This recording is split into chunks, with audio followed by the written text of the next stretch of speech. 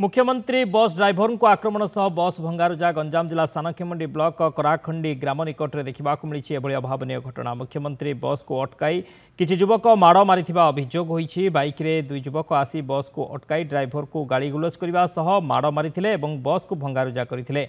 माड़ मारिबा घटना यात्री माने मोबाइल वीडियो कैद करिसेंति। तबे ड्राइवर थाना पहुंची अभियोग करिसेंति। पुलिस सीसीटीवी कैमेरा आधार तदंत आरंभ करिछि। तेज बस ड्राइवर को माड़ बस भंगारुजा। मुख्यमंत्री बस ड्राइवर को आक्रमण सह बस को भंगारुजा करिसेंति किछि युवक। गंजाम जिला सानखेमुंडी ब्लॉक कराखंडी ग्राम निकट में देखा मिली अभावन घटना। मुख्यमंत्री बस को अटकाई किछि युवक माड़ मारी अभियोग होईछि।